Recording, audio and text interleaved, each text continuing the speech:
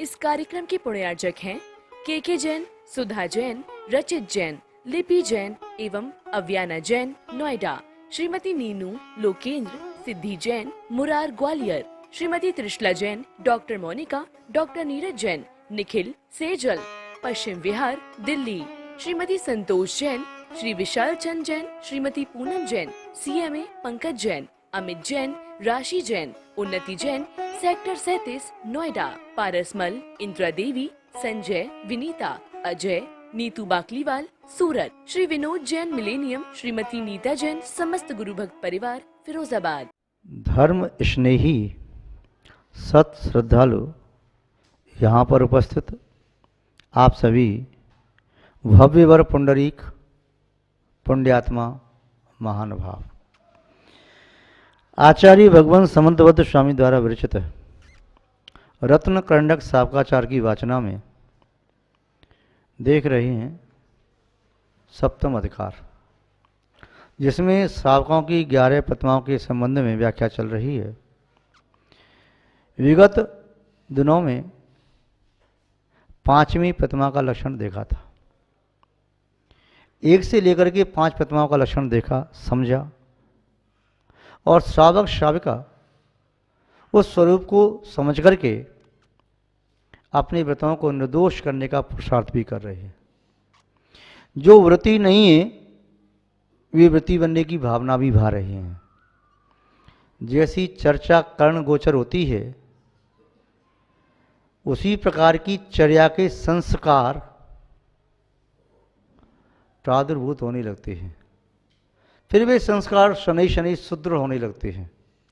इतने मजबूत हो जाते हैं संस्कार कि उसके लिए फिर कुछ असंभव नहीं रहता। प्रारंभ में वो चीज़ असंभव सी दिखाई देती है, ऐसा कैसे हो सकता है, ऐसा कैसे हो सकता है, ऐसा कैसे हो सकता है, किंतु शनि शनि वह अपने लक्ष्य तक पहुंच जाता है। चींटी दीवार पर चढ़ती है, एक बार में नहीं, सैकड़ों बार गिरती है, किंतु अंततो गत्वा मंजिल तक पहुंची जाती है। जैसा संकल्प लिया और संकल्प के अनुसार उस प्रकार की उपलब्धि को प्राप्त करता है।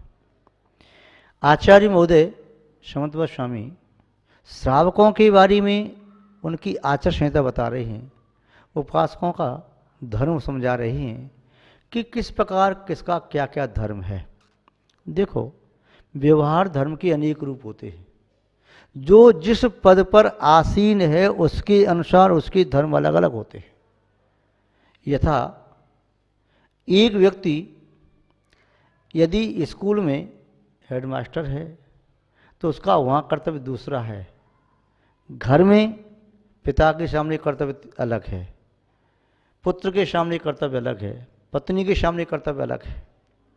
ये व्यवसायी है, उसका कर्तव्य दुकानदार बना है, ग्राहक के सामने कर्तव्य अलग है। जब स्वयं ग्राहक बन करके किसी से माल लेने गया उसमें कर्तव्य अलग है। जब वे ग्राहकों को वस्तु दे रहा है तो कर्तव्य अलग है। जब घर के लिए माल लेकर के आया कर्तव्य अलग है। पोता पोती, बेटा बेटी, पुत्र वधू, पौत्र वधू, पिता दादा चाचा ताऊ या रिश्तेदार मित्र, इन सबके साथ एक जैसा व्यवहार नहीं कर सकता। यदि एक जैसा व्यवहार करता है तो लोक व्यवहार में वो सक्सेस नहीं होता, अनुत्तीर्ण कहलाता है। तो उसे किस पद के साथ उसे क्या क्या व्यवहार करना है, जिस पद पर आसीन है उस पद पर रहते हुए उसका उचित व्यवहार क्या होना चाहिए, उसे वही व्यवहार करना उचित है।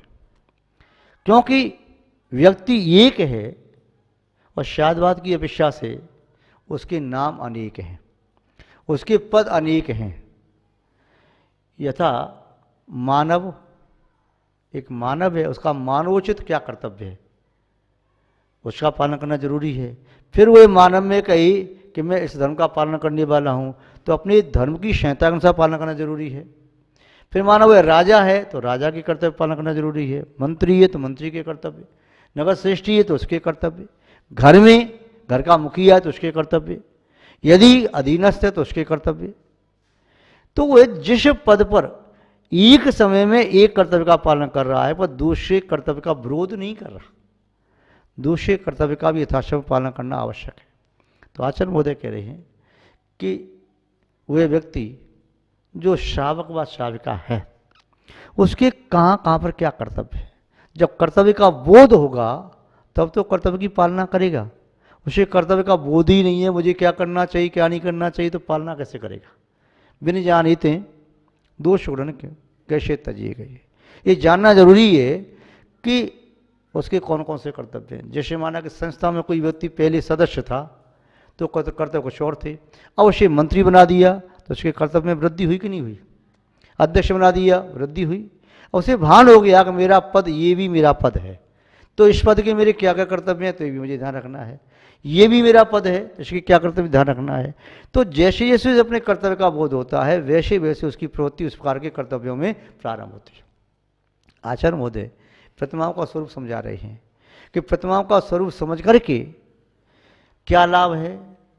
जो प्रतिमाओं का पालन कर रहे हैं वे अपनी प्रतिमाओं के स्वरूप को समझ करके निर्दोष पालन करेंगे, अपनी व्रतों का निर्दोष पालन करेंगे। जो पालन नहीं कर रहे हैं वे पालन करने की भावना भाएंगे, जो व्रती नहीं बने हैं व्रती बनने की भावना भाएंगे, और जो उसका निर्दोष पालन पहले से कर ही रहे हैं तो और आगे बढ़ने की कोशिश करेंगे, उनका प्रयत्न आगे बढ़ने का होगा। जैसी चर्चा होती है उसी प्रकार की चर्या के संस्कार आते हैं। इसलिए यहाँ पर षष्ठम प्रतिमा के जो लक्षण हैं, गुण हैं, धर्म हैं, उसके संबंध में यहाँ देखें कि षष्ठम प्रतिमा का स्वरूप आचार्य महोदय ने क्या बताया। उन्हीं के शब्दों में देखते हैं कि उनके शब्दों में षष्ठम प्रतिमा का स्वरूप क्या है। अन्नम पानम खाद्यम लेश अन्नम पान्यम खाद्यम लेयम नाशनात् यो विवाह वर्यम सचरात्र भुक्ति विरति सत्येश अनुकंप मान मनः। क्या बताया? सत्येषु अनुकंपा मान मनः, जिसका मन सत्येषु प्राणियों में जीव मात्र में अनुकंपा मान है, अनुकंपा से सहित है, अनुकंपा से युक्त था, अनुकंपा से युक्त हो जाएगा नहीं। ये वंतु और मंतु प्रत्यय होते हैं, इनके माध्यम से अपन लगाते हैं। जैसे उससे सहित वंत ऐसा करता हुआ, खादंत खाता हुआ, गच्छंत जाता हुआ, या गच्छमान तो या भुज्यमान बध्यमान, तो इसका क्या है कि उसका अर्थ लग रहा है कि वर्तमान काल की दशा से युक्त। जैसे आपके लिए समझाएं, अंग्रेजी में जेंट वर्ब होती है ना, आईएनजी लगा करके, तो उसका अर्थ क्या होता है कि उसको जब लगा रही हैं किसी वर्ब के साथ आईएनजी लगा दी, उसका अर्थ क्या हो गया? कंटिन्यू, चाहे प्रेजेंट कंटिन्यू है, चाहे पास्ट कंटिन्यू है, चाहे फ्यूचर कंटिन्यू है, तो उसमें उसका अर्थ निकल के आ जाएगा वो ऐसा कर रहा है, सो रहा है, चल रहा है, खा रहा है, पी रहा है, दौड़ रहा है, हंस रहा है, खेल रहा है, नाच रहा है, पढ़ रहा है, लिख रहा है, पढ़ा रहा है, ला रहा है, कुछ भी। तो ऐसे ही यहाँ कहा अनुकंपा मान, अनुकंपा से युक्त मन वाला। अनुकंपा किस पर? अनुकंपा अपने शरीर पर नहीं, शरीर को जन्म देने वाले पर उतने पर नहीं, शरीर का पालन पोषण करने वालों पर उतने मात्र पर नहीं, शरीर से राग करने वालों के प्रति अनुकंपा उतने मात्र से नहीं, तो अपनी जाति के व्यक्तियों पर, अपने कुल के व्यक्तियों पर इतने मात्र पर नहीं, तो अपने धर्मियों पर इतने मात्र से नहीं, अपनी गति वाले जीवों पर उतने मात्र से नहीं। फिर सत्वेषु, जितने भी चेतना से युक्त जीव हैं, चेतना इसका लक्षण है, ऐसे प्रत्येक जीव के प्रति वे अनुकंपामान होता हुआ, जिसका मन अनुकंपामान हो गया है, ऐसा व्यक्ति रात्रि भुक्ति विरत, वह रात्रि भुक्ति से विरक्त हो जाता है। सच रात भुक्ति विरत है, और वह रात्रि भुक्ति से विरक्त हो जाता है। क्यों? प्राणी मात्र की प्रति रक्षा का भाव रखता है। तो क्या रात्रि में भोजन करने वाला व्यक्ति हिंसक है क्या? हाँ साहब, बात तो यही है कि रात्रि में भोजन करने वाला व्यक्ति हिंसक है। तो वह हिंसक है तो अबुद्धिपूर्वक या बुद्धिपूर्वक? यदि भोजन बुद्धिपूर्वक कर रहा है तो बुद्धिपूर्वक हिंसक कहलाएगा, अबुद्धिपूर्वक क्यों कहलाएगा? तो रात में फिर कुछ भी नहीं खा सकते? हाँ, रात में कुछ भी नहीं खाना चाहिए। क्यों? रात्रि भोजन करने वाला व्यक्ति यदि वह किसी जीव को नहीं सता रहा है, किसी को नहीं मारता पीटता, कुछ नहीं, कड़वे शब्द भी नहीं बोल रहा है, रात में भोजन कर लेता है, उसकी मजबूरी है, दुकान से देरी से आता है, कहीं जॉब करता है देरी से आता है, तो फिर तब भी हिंसक है। हाँ, बात तो ऐसी ही है। आचार्य भगवान अमृतचंद स्वामी जी ने प्रशासित दीपाय में शायद 133वीं कारिका में लिखा है, अर्कालोकेन बिना भुंजान परिहरित कथम हिंसा अपिबोधित प्रदीपे योज्यशाम सूक्ष्म जीवानाम। अर्कालोकेन बिना, जो कोई व्यक्ति अर्क के आलोक के बिना, सूर्य के प्रकाश के बिना, जहाँ सूर्य का प्राकृतिक प्रकाश है उसके बिना भुंजान भोजन करता है, दीपक के प्रकाश में, बल्ब ट्यूबलाइट के प्रकाश में, टॉर्च के प्रकाश में, अन्य किसी प्रकार के प्रकाश में भोजन करता है, तो क्या कहा? भुंजान परिहरित कथम हिंसा। वह हिंसा का त्यागी कैसे हो सकता है?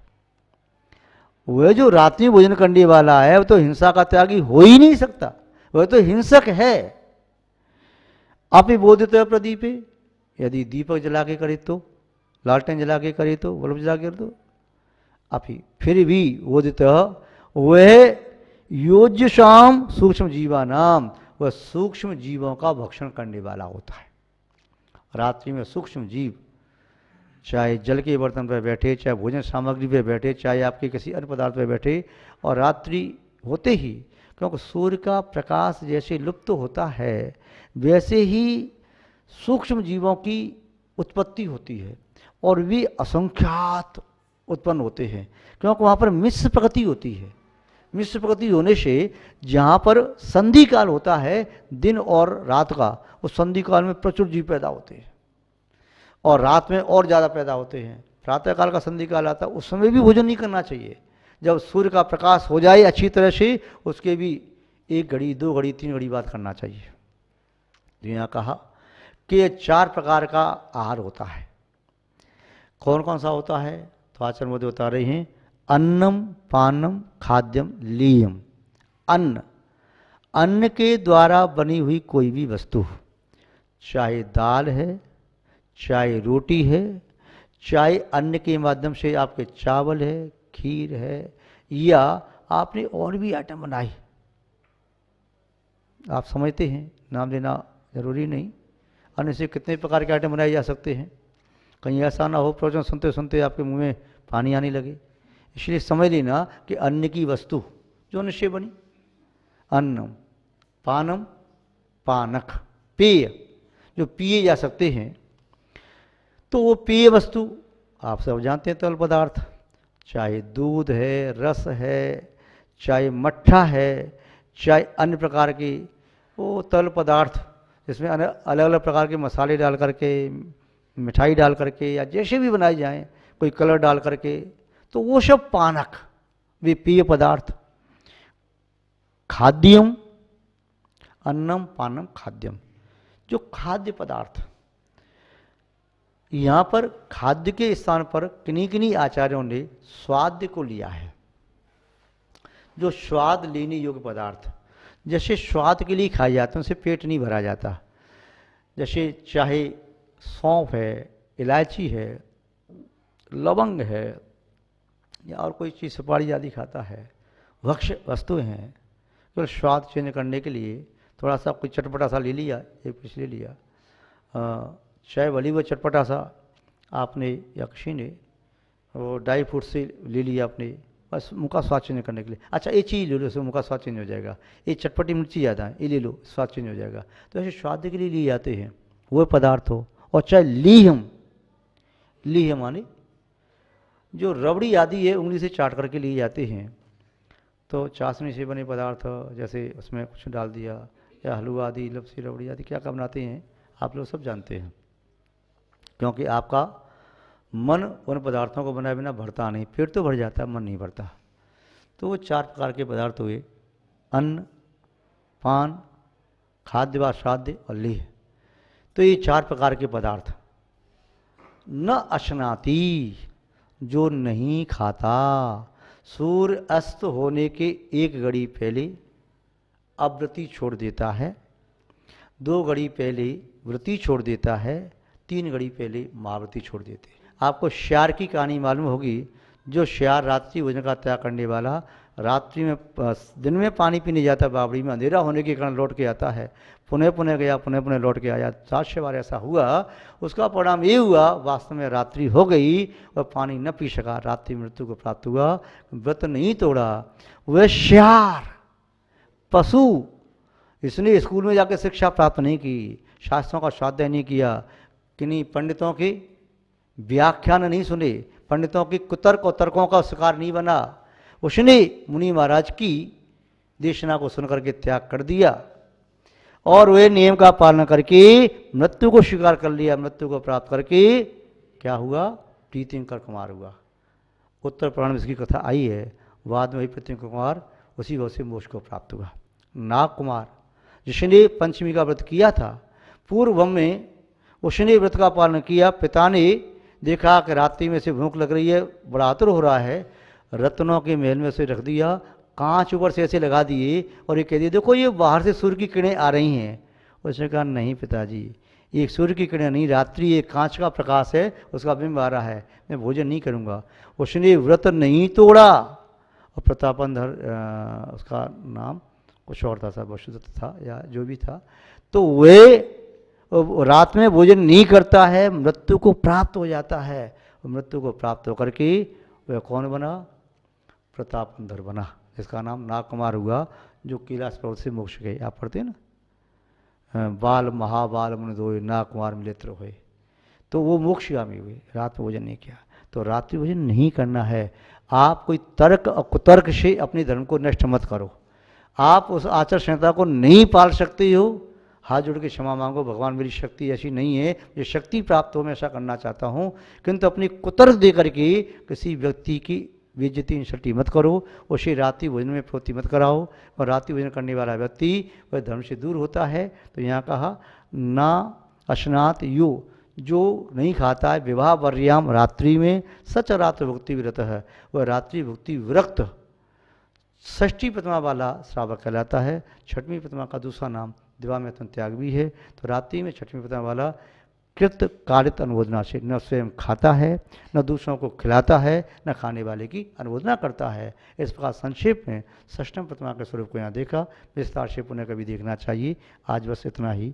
जय बोलिए श्री शांतनाथ भगवान की, परम पूज्य आचार्य गुरुदेव श्री विद्यानंद महाराज की, अहिंसामय विश्व धर्म की। इस कार्यक्रम के पुण्यार्जक थे के जैन, सुधा जैन, रचित जैन, लिपि जैन एवं अव्याना जैन नोएडा, श्रीमती नीनू लोकेंद्र, सिद्धि Jain Murar Gwalior, Shrimati Trishala Jain, doctor Monika, doctor Neeraj Jain, Nikhil Sejal, Paschim Vihar Delhi, Shrimati Santosh Jain, Shri Vishal Chand Jain, Shrimati Poonam Jain, CMA Pankaj Jain, Amit Jain, राशि जैन, उन्नति जैन, सेक्टर 37 नोएडा, पारसमल, इंदिरा देवी, संजय, विनीता, अजय, नीतू बाकलीवाल, सूरत, श्री विनोद जैन मिलेनियम, श्रीमती नीता जैन, समस्त गुरु भक्त परिवार फिरोजाबाद।